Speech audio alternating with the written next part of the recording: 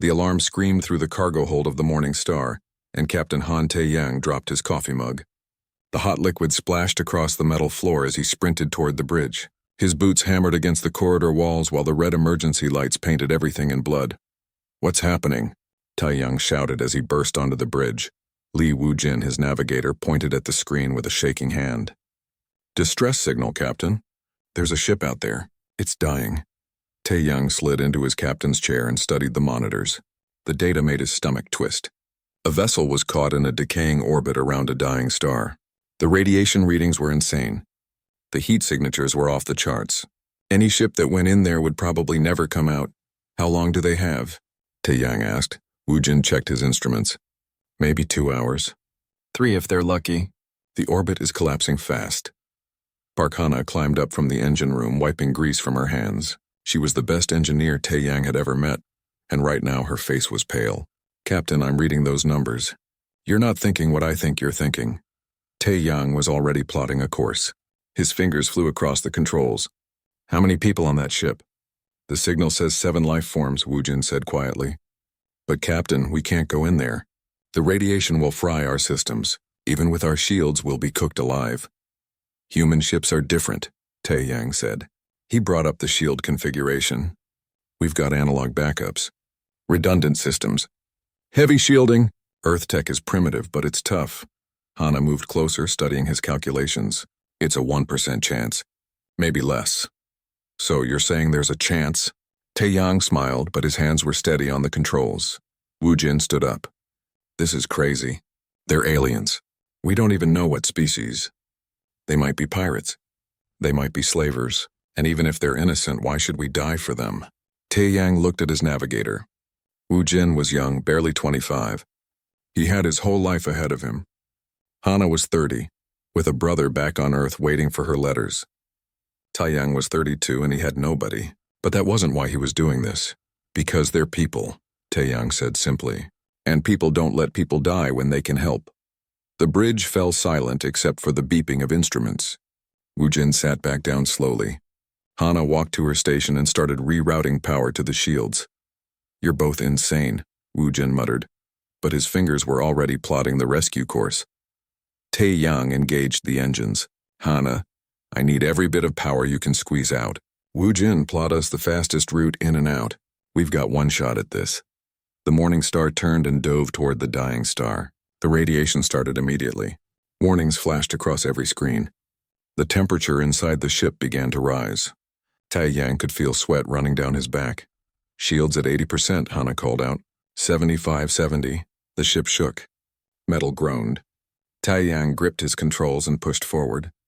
Through the view screen he could see the disabled vessel. It was beautiful in a terrible way, spinning slowly as it fell toward its death. "I've got a lock on their airlock," Woo-jin said. His voice was tight with fear. "But Captain, our systems are failing.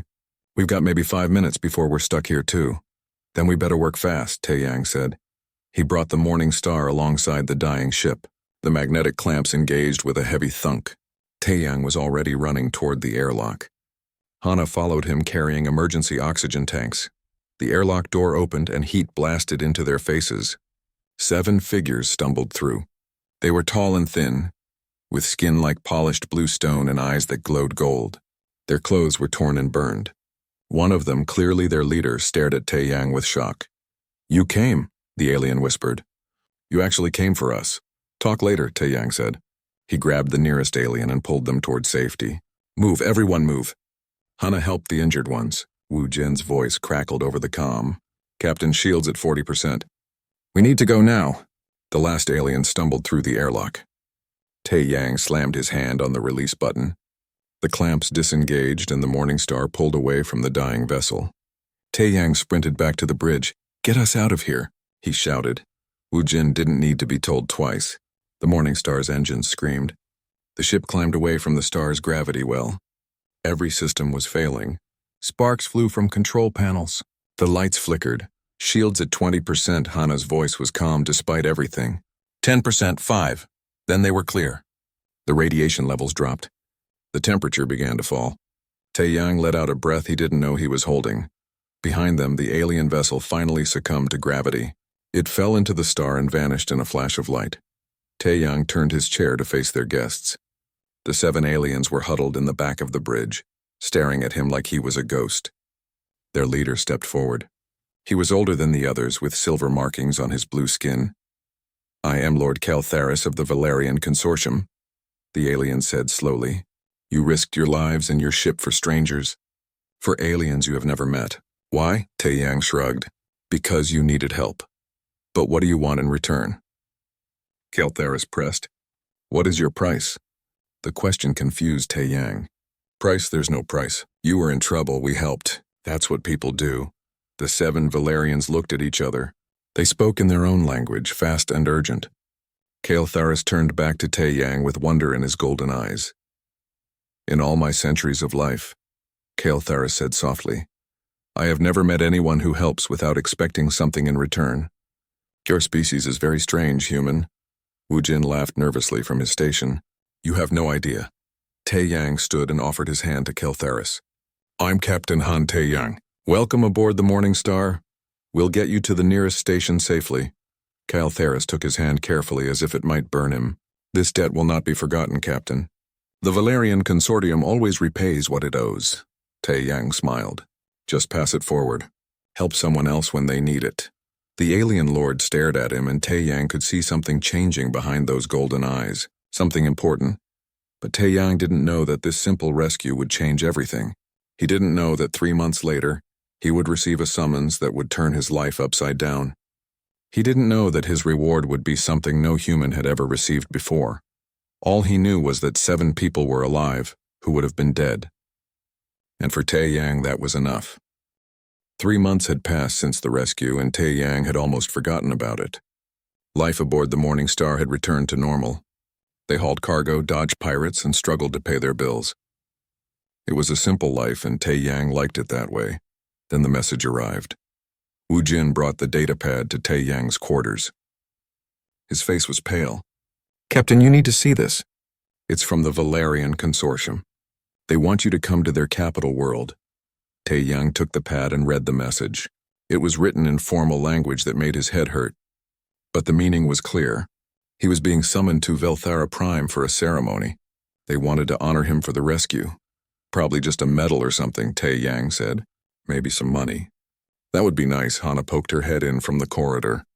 "The Valerian Consortium doesn't just give out medals, Captain. They're one of the most powerful factions in known space. This is a big deal. Should I go?" Taeyang asked. "Do we have a choice?" Wu Jin replied. "When the Consortium summons you, you go." 2 weeks later, the Morning Star entered orbit around Velthara Prime. The planet was beautiful. Massive cities of blue crystal stretched across continents. Orbital stations hung in the sky like jewels. Taeyang had never seen anything like it. A consortium escort ship met them and guided them to a private dock. As soon as Taeyang stepped off his ship, he was surrounded by attendants. They dressed him in formal clothes that felt too tight. They explained the ceremony protocol in words he barely understood. They treated him like he was someone important, which made him very uncomfortable. The ceremony was held in the grand hall of the consortium. Thousands of aliens filled the seats. Taeyang stood on a stage in front of everyone, wishing he was back on his ship. Lord Caltharis stood beside him, speaking in a booming voice about honor and courage and debt. Taeyang only half listened. He was thinking about the repair bills waiting back at the station. He was thinking about the cargo contract he had to decline to come here. He hoped whatever reward they gave him would be worth the trip. Then Caltharis said something that made Taeyang pay attention. "And so, Captain Han Taeyang, the Valerian Consortium presents you with the highest honor we can bestow, a bonded companion from the noble house of Velnara, a sanguine of the purest bloodline." Doors at the back of the hall opened. A figure walked through them, and the entire crowd went silent. She was beautiful in a way that made Taeyang's breath catch. Her skin was pale silver, smooth as marble. Her hair was long and dark, flowing like water. But it was her eyes that captured him. They were crimson red, glowing softly in the hall's light. She wore a black dress that seemed to absorb light, and she moved with a grace that seemed impossible. She walked up the steps to the stage and stopped in front of Taeyang. She was tall, almost as tall as him. When she spoke, her voice was like music. "I am Velnara Yuna of House Velnara," she said. "I am bound to you now, Captain Han Taeyang. Where you go, I go. Your enemies are my enemies, Your life is my purpose, Tae-young stared at her. Then he turned to Kael'thas. I'm sorry, but what? The crowd murmured. Kael'thas looked confused. This is your reward, Captain. A sanguine companion is the greatest honor in consortium space. Only heroes and champions receive such a gift. But she's a person, Tae-yang said. I can't accept a person as a gift. That's not right. The murmuring grew louder. Yuna tilted her head, studying him with those red eyes. A small smile touched her lips. I am not a gift, Yuna said calmly. I am your partner now, whether you like it or not. But I didn't ask for a partner, Tae-yang protested. I just wanted maybe a medal, or some credits to fix my ship. Kael'thas stepped closer, speaking quietly. Captain, please. To refuse this honor would be a great insult. Lady Yuna volunteered for this bonding. She is the last of her noble house. She has lived for over 3 centuries. She has trained in combat and diplomacy. She is priceless and she chooses to serve you. Tae-yang looked at Yuna again. She was watching him with amusement dancing in her eyes. He got the feeling she was enjoying his discomfort. Do I get a say in this? Tae-yang asked her directly. No, Yuna replied simply. The bonding is complete. I am yours until death. That's slavery, Tae-yang said. That's honor, Yuna corrected. And you will learn the difference. The ceremony continued, but Tae-yang barely heard it. His mind was racing. How was he supposed to handle this? He couldn't keep a person like property, but refusing seemed to be causing a diplomatic incident. The crowd was still whispering. Kael'thas looked worried. When the ceremony finally ended, Tae-yang was led to a private room. Yuna followed him like a shadow. The door closed behind them and Tae-yang turned to face her. Look, he started, I'm sure you're very nice, but this is crazy. You can't just bond yourself to some random human. You are not random, Yuna said. She moved around the room, examining it. You risked your life for strangers. You expected no reward. Lord Kael'thas studied you for 3 months. Your actions, your words, your character. You are worthy of a sanguine bond. What even is a sanguine? Tae-yang asked. Yuna smiled and he saw her teeth. They were sharp. Very sharp. Your people call us vampires. We drink blood to survive. We live in darkness. We are feared across the galaxy. Tae-yang sat down heavily. Oh great, so I got a vampire. You got the best vampire, Yuna corrected. I am skilled in 17 forms of combat. I speak 42 languages. I have negotiated treaties and ended wars. I have served kings and generals. And now I serve you. Why? Tae-yang asked. Why would you volunteer for this? Yuna was quiet for a moment. She looked out the window at the stars. Because in 300 years I have never met anyone like you. Someone who helps without wanting something back. I want to understand that. I want to understand humans. We're not that special, Tae-yang muttered. We shall see, Yuna said. The door opened and Wu Jin rushed in. He saw Yuna and froze. His hand went to the weapon at his belt. Captain, are you okay? They said you got a vampire? Navigator Li Wu Jin, Tae-yang said tiredly. Meet Velnara Yuna. She's apparently coming with us now. Wu Jin stared at Yuna. Yuna stared back. Her red eyes seemed to glow brighter. I do not eat crew, Yuna said calmly. Unless they annoy me greatly. Wu Jin went even paler. Yuna's smile widened. She's joking, Tae-yang said, though he wasn't entirely sure. Hana arrived next. Unlike Wu Jin, she was fascinated. She circled Yuna, asking questions about her biology and her species. Yuna answered patiently, seeming to enjoy Hana's curiosity. That night, Tae-yang lay in his guest quarters and stared at the ceiling. In the room next door, a 300-year-old alien vampire was sleeping, or not sleeping. He wasn't sure if vampires slept. His simple life had just become very complicated. But as he thought about Yuna's red eyes and mysterious smile, he felt something he hadn't felt in years, curiosity, interest, maybe even excitement. What have I gotten myself into? Tae-yang whispered to the darkness. From the next room, he could have sworn he heard quiet laughter. The first week with Yuna aboard the Morning Star was chaos. Tae-yang had tried to give her his captain's quarters. She had refused. He tried to set up a schedule where she didn't have to work. She ignored it. He tried to treat her like a guest. She treated him like she was his bodyguard. You need to stop following me everywhere, Tae-yang said as they walked through the cargo bay. No, Yuna replied simply. She was 3 steps behind him, always watching. I'm just checking inventory. Nothing dangerous. Pirates could board. Meteors could strike. Systems could fail. I protect you. Tae-Yang stopped and turned to face her. I've been running the ship for 5 years without protection. Yuna raised one elegant eyebrow. And how many times have you nearly died? Tae-Yang opened his mouth, then closed it. She had a point. Wu Jin was still terrified of Yuna. He avoided her whenever possible. When he had to be in the same room, he stayed as far away as he could. Yuna found this amusing, and would sometimes move closer to him just to watch him squirm. She's doing it on purpose. Wu Jin complained to Tae-Yang one day. She knows I'm scared. Maybe talk to her? Tae-Yang suggested. She's not that bad once you get used to her. Not that bad? Captain, she has fangs. She drinks blood. She's 300 years old. What part of that is not that bad? Tae-Yang didn't have a good answer. Hana, on the other hand, loved having Yuna around. She asked endless questions about sanguine biology, their homeworld, their culture. Yuna seemed to enjoy teaching her. So you really need blood to survive? Hana asked one evening in the engine room. Yes, Yuna said. She was helping Hana repair a coolant line. Her centuries of experience made her incredibly useful. We require certain compounds found only in living blood. Once a week is sufficient. Where do you get it from? Hana asked. Usually from my bonded partner, Yuna said. She glanced at Tae-Yang, who was working nearby. When the time comes, Tae-Yang felt his stomach twist.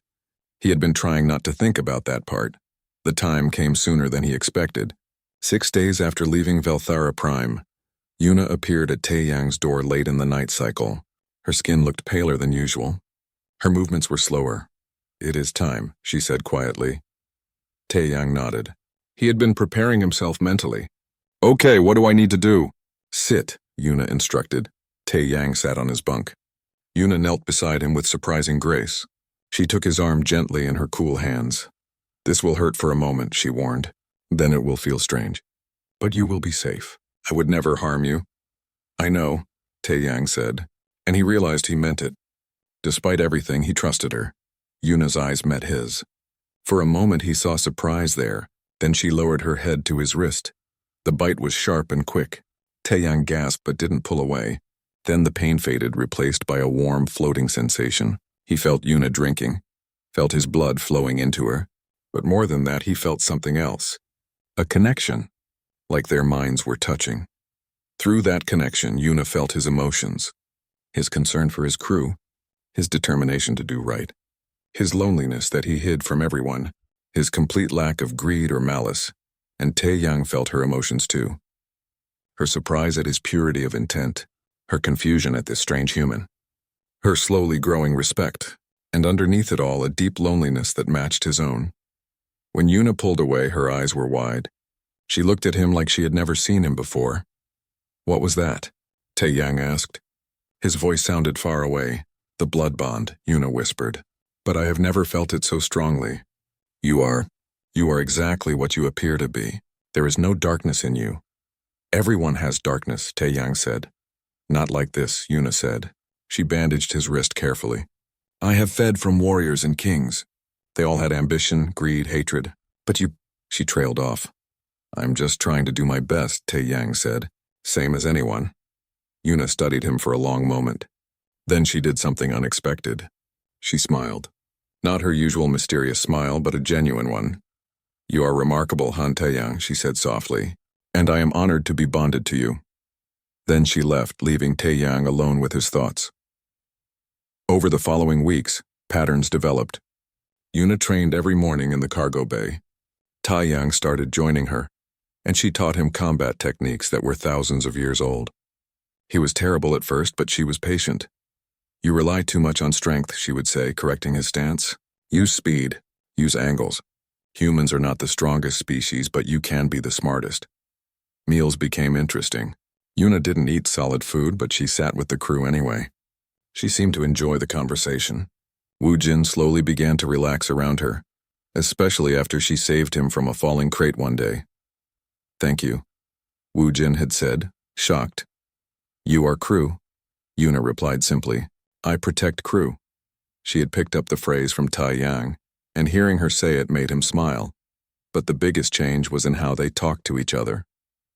Late at night, when the ship was on autopilot and the others were sleeping, Taeyang and Yuna would sit in the observation deck and talk. She told him about the rise and fall of civilizations, about wars that lasted centuries, about wonders he could barely imagine. He told her about Earth, about growing up in a small colony, about losing his family and finding purpose in the stars. "Why do you help people?" Yuna asked one night. "Even when it costs you?" Taeyang thought about it. "Because someone helped me once. When my family died, I was alone. A freighter captain found me and gave me a job. Taught me everything. He died 5 years ago and left me this ship. I helped because I was helped."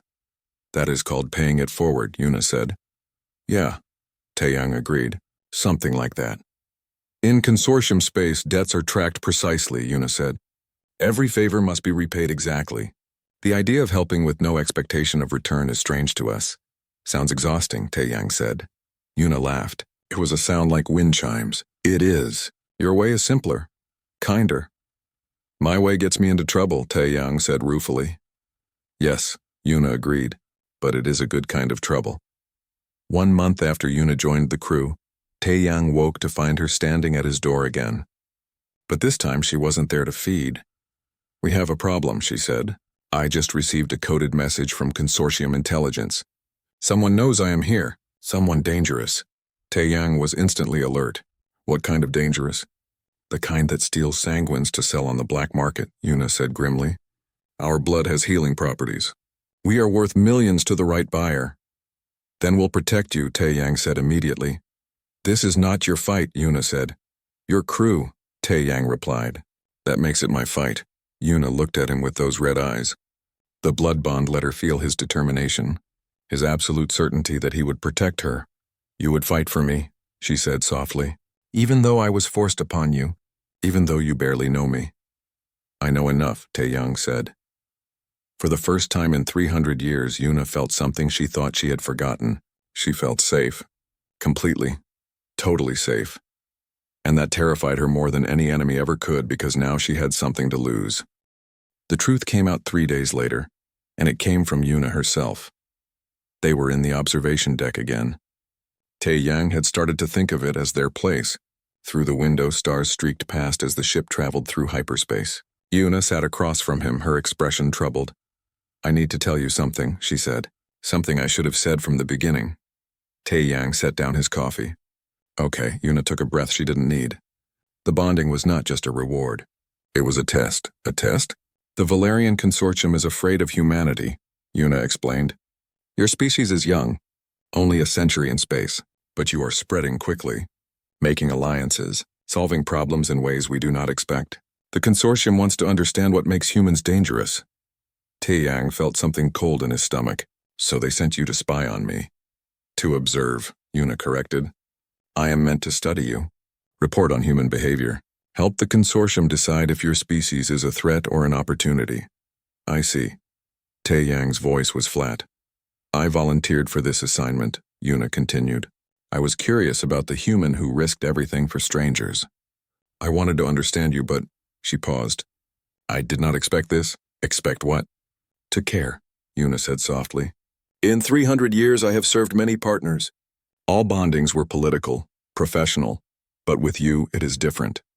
The blood bond is stronger than it should be. I feel your emotions, your kindness, your stubborn determination to help people even when it hurts you." Taeyang stood and walked to the window. He stared at the stars for a long time. "Are you angry?" Yuna asked. "Should I be?" Taeyang turned to face her. "The Consortium wants to figure out if humans are dangerous or useful." "Okay. Tell them we're both and neither." "We're just trying to get by like everyone else." Yuna stared at him. "You are not angry that I deceived you?" "You didn't deceive me," Taeyang said. "You just didn't tell me everything." "That's different. And honestly, if the Consortium wants to understand humans, watching me is probably a good start. I'm not special. I'm just average." "You are anything but average," Yuna said. "Well, you can tell them that humans help people. We make friends. We try to do the right thing. And if that makes us dangerous, then so be it." Yuna stood and moved closer to him. "You confuse me, Han Taeyang. I report your actions to the Consortium, and you accept it. I tell you I was assigned to study you, and you are not bothered. Why? Because I trust you," Taeyang said simply. "The blood bond works both ways, remember? I can feel that you don't want to hurt me. I can feel that you're conflicted. Whatever you report, I know you'll be honest. That's all I can ask.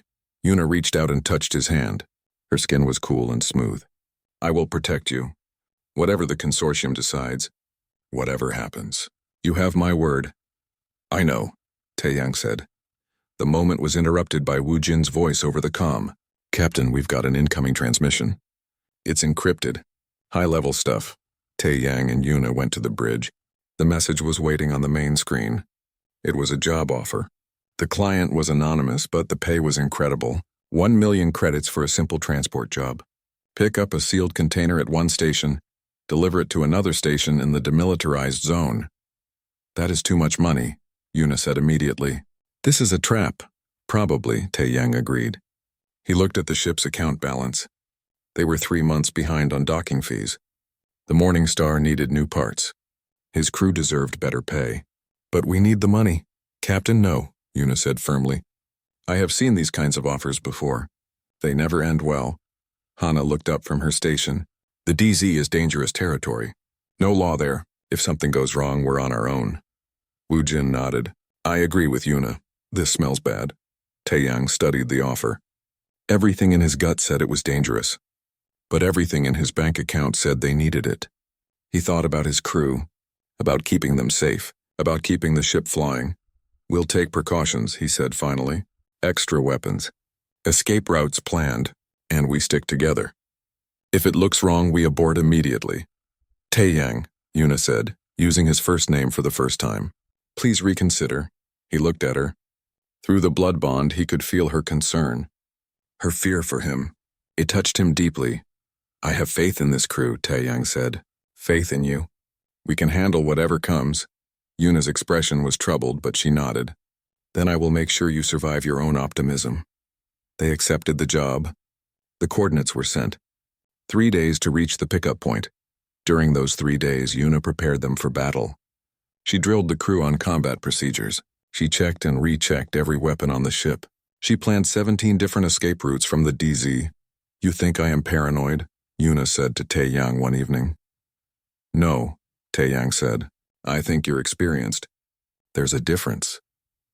In 300 years, I have learned that when something seems too good to be true, it usually is. Yuna said. Then we'll be ready, Taeyang promised. The pickup went smoothly. Too smoothly. The container was exactly where it was supposed to be. It was sealed with heavy locks and covered in warning labels. No one asked questions. The credits were transferred immediately. See? Taeyang said as they left the station. Nothing to worry about. We are not done yet, Yuna replied grimly.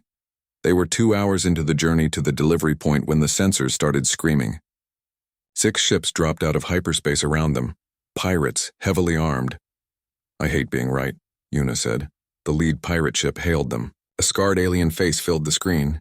Morning Star, cut your engines and prepare to be boarded. Give us the sanguine and the container and you can live. Taeyang's hands moved to the controls. Not happening. Captain, they want Yuna, Wu Jin said, his voice shaking. This whole job was a setup to capture her. I know, Taeyang said. His voice was cold and hard. Which is why we're not giving her to them. Yuna moved to stand beside his chair. Taeyang, they outnumber us 6 to 1. Their ships are better armed. If you surrender me, you and your crew can escape. What part of not happening was unclear? Taeyang asked. He was already plotting a course. Hana, give me everything the engines can handle. Wu Jin, find me a way through their formation. You are going to fight? Yuna asked. No, Taeyang said. A wild grin crossed his face. I'm going to do something stupid. Hana, that asteroid field ahead. How dense is it? Hana checked her scanners. Very dense. Too dense to navigate safely. Perfect, Taeyang said. Yuna's eyes widened. You are going to crash into an asteroid field? Not crash, Taeyang corrected. Navigate creatively. The pirates opened fire. Energy blasts hammered the Morning Star's shields. Taeyang pushed the throttle forward and dove toward the asteroid field. The pirates followed. Captain, this is insane. Wu Jin shouted, Trust me! Taeyang yelled back. They hit the asteroid field at full speed. Rocks filled the view screen. Taeyang's hands flew across the controls, dodging and weaving. Asteroids scraped against the hull. Alarm screamed. Behind them, 2 pirate ships collided with asteroids and exploded. Hana, reroute power to weapons, Tae-Yang commanded. What weapons? Hana asked. We're a cargo ship. The mining laser. Point it backward. Hana understood immediately. She rerouted power. The mining laser, normally used for breaking up small asteroids, swiveled to face their pursuers. Fire, Tae-Yang shouted. The laser cut through space. It caught a pirate ship on its engine section. The ship spun out of control and smashed into an asteroid. 3 down. 3 to go. Yuna watched Tae-Yang work with growing amazement. This was not how civilized species fought. This was chaos. Creative, beautiful chaos, humans, she whispered. You magnificent, insane humans. The remaining 3 pirate ships were not giving up. They had learned to navigate the asteroid field and were closing in fast. Tae-Yang kept weaving between the rocks, but the Morningstar was taking damage. Hull plates were buckling. Systems were failing. Shields at 30%, Hana called out. 25-20. An energy blast caught them on the port side. The ship shuddered. Sparks flew from a control panel. Woojin screamed and ducked. Yuna moved with impossible speed. She grabbed a fire extinguisher and put out the flames in seconds. Then she was at Tae-Yang's side. Let me fight, she said. Give me a weapon and let me board their ships. No, Tae-Yang said. Too dangerous. I am 300 years old, Yuna said. I have fought in wars you cannot imagine. I can handle pirates. That's not the point, Tae-Yang said. He dodged another asteroid. Your crew. We don't send crew into danger alone. Through the blood bond, Yuna felt his absolute conviction. He would die before he let her be taken. The realization made her chest tight with an emotion she had not felt in centuries. Then we fight together, Yuna said. Tae-Yang glanced at her and smiled. Together. He spun the ship in a move that made Woojin's stomach lurch. They came up behind one of the pirate ships. The mining laser fired again, cutting through the pirate's shields and hull. The ship exploded in a ball of fire. 2 left. But the Morningstar was dying. The shields were gone. The engines were overheating. 1 more good hit and they were finished, Tae-Yang. Hana said quietly. We can't take another hit. Tae-Yang knew she was right. His mind raced. They needed an advantage, something the pirates wouldn't expect. Then he saw it. A massive asteroid, easily 5 times the size of their ship. And it was unstable, already cracking from internal pressure. Everyone hold on, Tae-Yang said. I've got an idea. I hate your ideas, Woojin muttered. Tae-Yang aimed the ship straight at the asteroid. The pirates followed, sensing victory. At the last moment, Tae-Yang fired the mining laser at the asteroid's weakest point. The asteroid exploded. Chunks of rock flew in all directions. The Morningstar's hull rang like a bell as debris bounced off it. But Tae-Yang had positioned them perfectly. The bulk of the explosion went toward the pirates. 1 pirate ship was destroyed instantly, crushed by a boulder the size of a building. The last ship tried to escape but took critical damage. It limped away, trailing atmosphere. Tae-Yang let it go. They had bigger problems. Damage report, he said. Hana's face was pale. Main engines are offline. Life support is failing. We're venting atmosphere from 3 hull breaches, and we're stuck in this asteroid field with no way to move. How long on life support? Tae-Yang asked. 6 hours. Maybe 7, Tae-Yang stood. Okay, Hana, you work on the engines. Woojin, seal those breaches. Yuna, you're with me. We need to check the cargo hold and make sure that container didn't break open. They worked through the night cycle. Yuna helped Tae-Yang inspect the cargo bay. The mysterious container was intact, still sealed and locked. Whatever was inside, it was well protected. Do you think this was worth it? Yuna asked as they worked. What do you mean? All this. The fight. The damage. Risking your crew's lives. Was it worth it to protect me?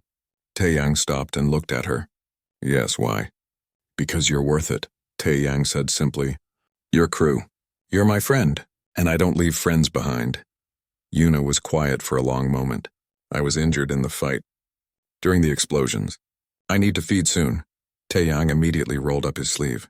Take what you need. They sat among the cargo crates. Yuna bit his wrist gently. The blood bond opened between them like a flower. Through it, Yuna felt everything. His exhaustion, his worry for his crew, his determination to fix this situation. But most of all, she felt his concern for her. His genuine care. There was no calculation. No hidden agenda. Just pure, honest caring. And she felt something else. Something she had been trying to ignore. Tae-Yang's feelings for her were growing beyond friendship. He was falling for her. The realization shocked her so much that she pulled away early. "What's wrong?" Taeyang asked. "Nothing," Yuna lied. But her hands were shaking as she bandaged his wrist. She fled to her quarters. Once alone, she leaned against the door and closed her eyes. In 300 years, she had never felt this way. She had been bonded to warriors and kings, but it had always been duty. Professional. Safe. This was not safe. This was dangerous in ways that had nothing to do with pirates or battles. She was falling in love with a human. The next morning, Hana managed to get the engines working at 20%. It was enough to limp to the nearest station.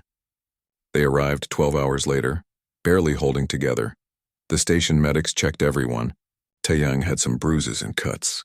Wu Jin had a mild concussion. Hana had burned her hands fixing the engines. Yuna was uninjured, her sanguine healing having already repaired any damage. The mysterious client never showed up to collect the container. Taeyang had the station authorities open it. Inside were illegal weapons enough to start a small war. The whole thing had been a setup to capture Yuna and smuggle weapons.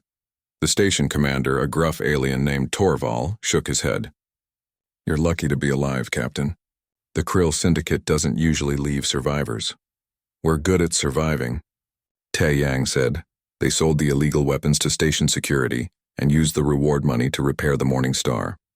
It wasn't as much as the original job would have paid, but it was enough. Word of the battle spread fast. The story of a human cargo captain fighting off 6 pirate ships to protect his sanguine crew member became famous in the sector. Other captains bought Taeyang drinks at the station bar. They asked how he did it. "I got lucky," Taeyang said. "You got crazy," one captain corrected. "Flying into an asteroid field? Blowing up rocks? That's human thinking." Yuna sat beside Taeyang at the bar. She noticed how other aliens looked at her differently now, with respect instead of fear, because she was part of a crew that had done the impossible. "You changed how they see me," Yuna said quietly. "You changed how they see humans." Taeyang replied, "Fair trade." That night, as repairs continued, Yuna found Taeyang on the observation deck. He was looking at the stars, as he often did. She sat beside him in comfortable silence. "I sent my report to the consortium," Yuna said finally. "What did you tell them?" "The truth. That humans are stubborn, creative, and impossible to predict. That you value loyalty over profit. That you would rather die than abandon your principles. That you are in many ways the most dangerous species in the galaxy." "Dangerous?" Taeyang asked. "Yes," Yuna said. "Because you make others want to be better. You inspire loyalty in a way that cannot be bought or forced. The consortium values power and wealth, but you have something more valuable. You have trust. Is that bad?" "It is terrifying," Yuna admitted. "For the consortium, for me. For everyone who tries to understand you." Taeyang looked at her. In the dim light, her red eyes glowed softly. "I'm not trying to be scary. I'm just trying to do what's right." "I know," Yuna said. "That is what makes you remarkable." She wanted to tell him how she felt. Wanted to explain that somewhere between the blood bonds and the battles, she had stopped being his observer and become his partner in truth. But the words would not come. She was 300 years old and she did not know how to be vulnerable. So instead she took his hand, and for now that was enough. Repairs took 3 weeks. The Morning Star was stranded at the station while Hana worked day and night to fix the damage. Taeyang helped when he could, but mostly he tried to keep everyone's spirits up. It was during this time that the crew truly became a family. Wu Jin taught Yuna how to play poker. She was terrible at it at first, which delighted him. For the first time since she had arrived, he was not afraid of her. "You're bluffing," Yuna said, studying his face. "Am I?" Wu Jin asked. Yuna's red eyes narrowed. She could sense emotions through the blood bond with Taeyang. But Wu Jin was a mystery to her. She pushed some credits into the pot. "I call." Wu Jin revealed his cards. "Nothing, absolutely nothing. You bluffed with nothing." Yuna asked, amazed. "Welcome to poker," Wu Jin said, grinning as he collected the pot. Hana would come up from the engine room covered in grease and tell stories about growing up on Earth. She talked about oceans and mountains, things Yuna had never seen. The sanguine homeworld was a dark place with a dying sun. Earth sounded like paradise. "Maybe you could visit someday," Hana suggested. "See it for yourself." "I would like that," Yuna said. And she meant it. Taeyang spent his evenings with Yuna on the observation deck. It had become their ritual. They would sit and talk while the station rotated slowly outside the window. Tell me about your family, Yuna asked one night. You never speak of them. Taeyang was quiet for a moment. They died when I was 18. Colony accident. Atmospheric processor failed. 300 people gone in minutes. I am sorry, Yuna said. It was a long time ago, Taeyang said. But it's why I do this. Why I help people. I couldn't save my family, but maybe I can save someone else's. Through the blood bond, Yuna felt the old pain. The guilt he still carried. She reached out and took his hand. You cannot save everyone, she said gently. I know, Taeyang said. But I can try. Yuna told him about the fall of her house, how war had come to the Sanguine worlds, how her family had fought and died defending their territory. She was the last of her bloodline carrying a name that had existed for thousands of years. That is a heavy burden, Taeyang said. Yes, Yuna agreed. For a long time I thought my life was over, that I was just waiting to join my family in death. But then I met you, me. You showed me that there is still purpose, still meaning. I spent 300 years serving others out of duty, but with you it is different. I serve because I want to, Taeyang smiled. You don't serve me, Yuna, you're my partner. Yes, Yuna said softly. I am. The blood bond between them was growing stronger with each feeding. Yuna could now sense Taeyang's emotions even when they were apart. She knew when he was worried or tired or happy, and he could sense her too. Her moods, her thoughts, her feelings. It was intimate in a way that scared both of them. One night Taeyang had a nightmare. He dreamed of the colony accident, of his family dying while he watched helplessly. He woke up gasping, covered in sweat. Yuna was already there. She had felt his distress through the bond and come running. She sat on his bunk and held him while he shook. I am here, she whispered. You are safe, Taeyang clung to her. Her skin was cool against his fevered forehead. Slowly, his breathing calmed. This happens sometimes, he said. The dreams. I know, Yuna said. I can feel them through the bond, your pain, your fear. I'm sorry, Taeyang said. Do not apologize, Yuna said firmly. We are bonded. Your pain is my pain. Let me share it. She stayed with him that night, sitting beside his bunk and holding his hand. Through the bond, she sent him feelings of safety and comfort. He fell back asleep with her presence surrounding him like a blanket. In the morning, Yuna realized something important. The bond was not just strong, it was complete. What the ancient Sanguine texts called a true pairing. It happened once in 1,000 years when two souls matched perfectly. She had bonded with warriors before, but never like this. Never with someone who understood her so completely. Never with someone whose emotions echoed her own so perfectly. She was terrified, and exhilarated, and deeply, hopelessly in love. The news from the wider galaxy was interesting. Word of the pirate battle had spread far. The Valerian Consortium sent official congratulations. Other factions reached out with offers of contracts and alliances. A consortium admiral wanted to hire Taeyang as a military advisor. A merchant house offered him a fleet of ships if he would work for them. A diplomatic corps wanted him to help negotiate treaties. Taeyang turned them all down. Why? Wu Jin asked. Some of those offers were incredible. We could be rich. Because I like what we do now, Taeyang said. We haul cargo. We help people. We stay free. Money is nice, but freedom is better. Yuna watched him refuse offer after offer with growing admiration. Most beings would have jumped at such opportunities. But not Taeyang. He knew what he valued and would not compromise. The consortium does not understand you, Yuna told him one evening. They think everyone has a price. Everyone does, Taeyang said. But mine is not money or power. My price is being able to look at myself in the mirror and like what I see. You are a strange human, Han Taeyang, Yuna said. Good strange or bad strange? The best strange, Yuna said. During the 3rd week of repairs, something happened that changed everything. Yuna needed to feed, and Taeyang offered his wrist as always. But this time, when the bond opened, something was different. Their emotions did not just touch.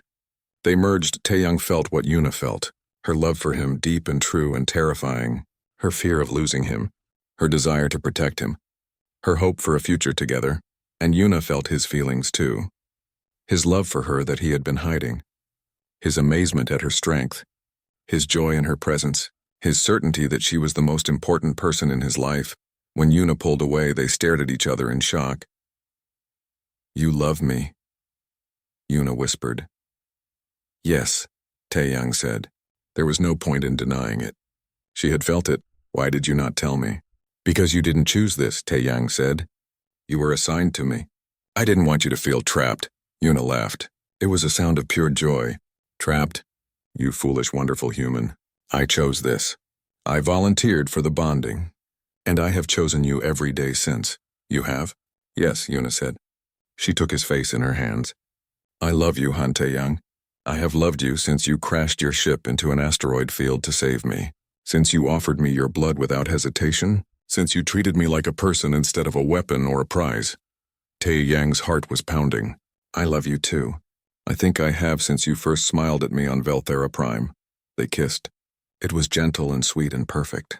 300 years fell away, and Yuna felt young again. Taeyang felt complete for the first time since his family died.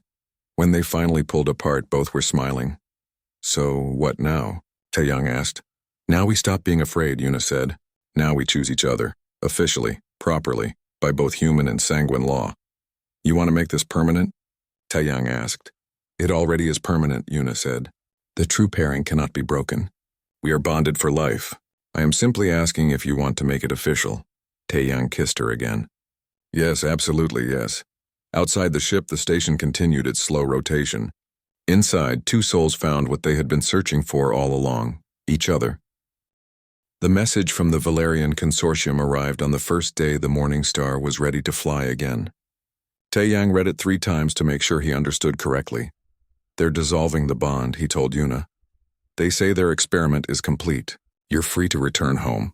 Yuna looked at him carefully. And what do you think about that? I think you should do what makes you happy, Taeyang said. If you want to go back to Velthera Prime, I understand. You have a life there, history. I would never trap you here. Through the blood bond, Yuna felt his emotions. He meant every word. He was willing to let her go if it was what she wanted. The realization made her furious. You are an idiot, Yuna said. Taeyang blinked. What? Do you not understand what we have? Yuna demanded. She stood and began pacing. The bond between us is a true pairing. It happens once in a millennium. We are connected in ways that go beyond duty or assignment. And you would just let me leave? If you wanted to, Taeyang said. Yes. Yuna stopped pacing and turned to face him. Her red eyes blazed. I do not want to leave. I want to stay here. With you, with this crew. On this ship. For the rest of your natural life and beyond. Oh, Taeyang said. A smile spread across his face. Good. Because I really didn't want you to go. Yuna crossed the room and grabbed him by the collar. Then stop being noble and tell me you want me to stay. I want you to stay, Taeyang said. Please stay forever. Forever, Yuna agreed. Then she kissed him. They registered their partnership officially the next day. The station had a magistrate who could perform bonding ceremonies recognized by both consortium and human law.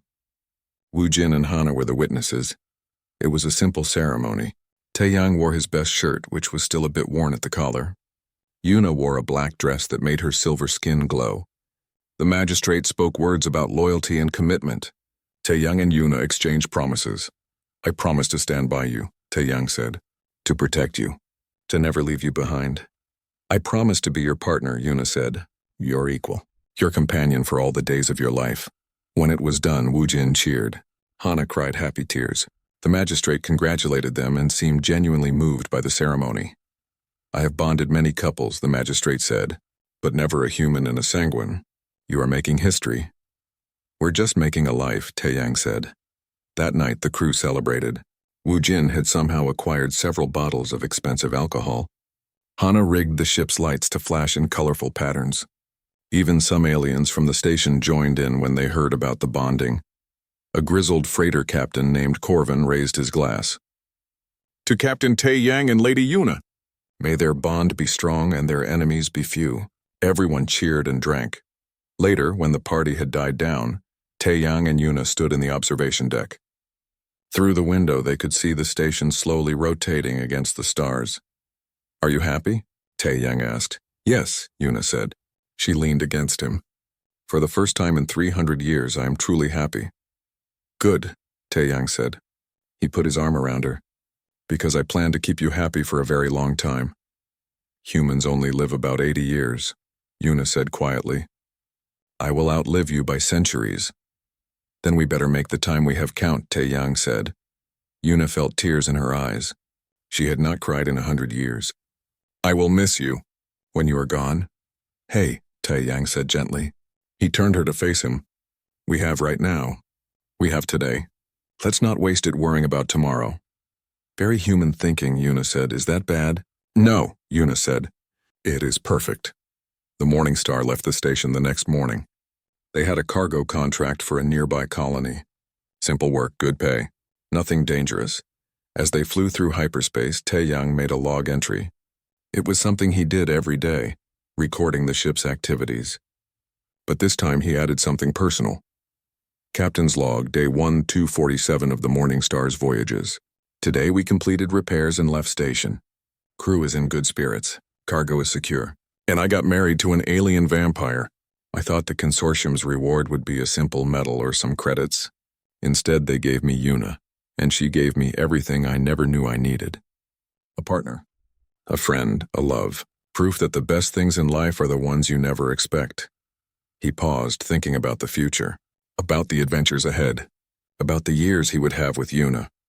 We don't know what tomorrow brings, he said into the log, but we'll face it together, and that's enough. In the navigation station, Wu Jin plotted their course and hummed to himself. He was no longer afraid of Yuna. In fact, she had taught him some combat moves that made him feel more confident. He was thinking about asking Hana to dinner. Life was good. In the engine room, Hana fine-tuned the repairs and dreamed about Earth. Maybe someday she would take Yuna there. Show her the oceans and mountains she had described. Introduce her to her brother. Build bridges between humans and sanguines. And in the captain's quarters, Yuna rested on the bunk and smiled. She could feel Taeyang through the bond, up on the bridge flying his ship.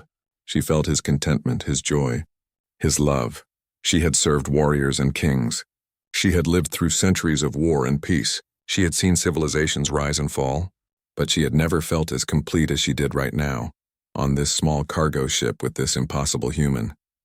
The consortium had wanted to understand humanity. They had sent her to observe and report. What they did not expect was that she would join humanity, that she would become part of their story. And what a story it was. The Morning Star jumped to hyperspace, heading toward new adventures. Inside, a human captain and his sanguine wife planned their future. Outside, the galaxy turned. And somewhere, the Valerian Consortium received Yuna's final report. It said simply, humanity is dangerous because they make you want to be better. They are valuable because they form bonds that transcend species. They are remarkable because they choose love over logic. Recommend immediate alliance. Also, I am resigning from consortium service. I have found my home. Lord Keltheris read the report and smiled. The experiment had succeeded beyond their wildest expectations. They had learned what made humans special, but more importantly, one lonely sanguine had found happiness. And for Keltheris, who had been saved by a human's kindness, that was worth more than all the knowledge in the galaxy. The Morning Star flew on through the stars. Inside, Taeyang reached for Yuna's hand as he piloted. She took it and squeezed gently. Where to next? Yuna asked. Wherever the cargo takes us, Taeyang said. Together. Together, Yuna agreed. And they sailed into the stars, a human and his alien vampire, proving that the best rewards are the ones you never see coming. That love can cross any distance. That families are built, not born. And that sometimes the greatest adventures begin with a simple act of kindness. Taeyang had saved 7 strangers from a dying star. In return, the universe had given him Yuna. A partner. A love, a home. He thought he would get a medal. Instead, he got everything. And as the Morning Star disappeared into the endless dark, carrying its crew toward tomorrow, one thing was certain. This was only the beginning. The end.